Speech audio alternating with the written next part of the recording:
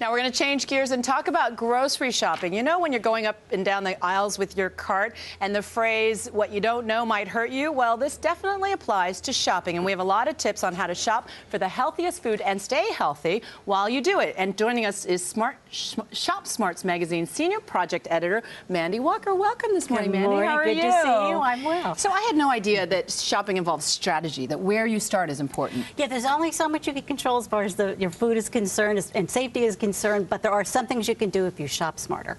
And so if you start in the middle of the store, that's important? Yep, you want to shop for things that don't need to be refrigerated first. So you want to start in the middle of the store, get your cereals, the canned goods, and then produce, and then maybe bulk foods, and then start to think about things like meat and poultry and You mean fish running around like a headless chicken, which is my strategy, is not the best way to do it. You have to know your store. Yeah. And what about, like, meatballs are a staple in my household. How do you know which ground beef? I stand there and scratch my head. Yeah, you want to check the date, the sell-by date, so you know about when you should be picking it up. Some packages can be treated with carbon monoxide to make the meat look redder, look fresher, longer. So you can't judge the meat by its color. You can't judge it by its color. You want to check the date and then use it within a day or so or freeze it. Right. And just because it looks fresh, it doesn't necessarily. It doesn't necessarily mean it doesn't have some bacteria. And what about handling? There's a lot of oohing going on, you know, when you look at it. Yeah, one thing you want to avoid are packages that are leaking meat juices or poultry or fish.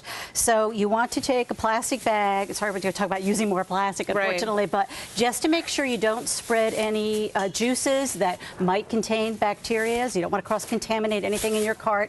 Cover it up with a bag. A lot of bags are near the produce, I mean in the poultry and the meat now, and use them and keep them in a separate place in your cart. And you could even puncture the plastic as you're throwing it in the cart. Yes, you want to be very careful how you treat it. Right, treat it as if it's contaminated, because it could be. Now, in our household, we only have hormone-free, antibiotic-free. Is that a big deal? Yeah, you want to look for, well, you may want to look for no RBGH or no hormones added. It's a synthetic hormone that's given some cows to increase milk production, but it also causes lameness and other infections. There's no definitive studies yet on how it affects humans, but if you want to avoid it, look for that. Definitely better safe than sorry. Now, we don't put plastic in the dishwasher. We don't, you know, put it in the microwave. But how do you know the plastic's safe? You want to avoid BPA plastic, so you want to look at the recycling codes. Look for a 1, 2, or 5. A 7 code might contain BPA, or one that's marked with a PC. And how seriously do you take sell-by, eat-by dates? Because I'm always like, it's confusing. You know, smelling it as if I know what I'm doing and I don't. And sometimes the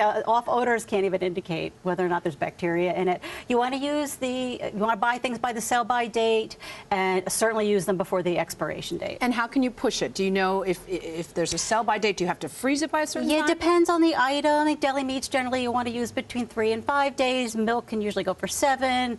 Anything like meat or poultry or seafood usually use within a day or so, or freeze it. Okay, good to know. And these are items that you use because the cart itself might pose a risk. There have been some studies that show that the cart handles and the cart seats might contain more bacteria than some restrooms or escalators. Yeah. So you want to take the wipe that you might find at the beginning, or bring your own, and you can just wipe off the handle and the seat.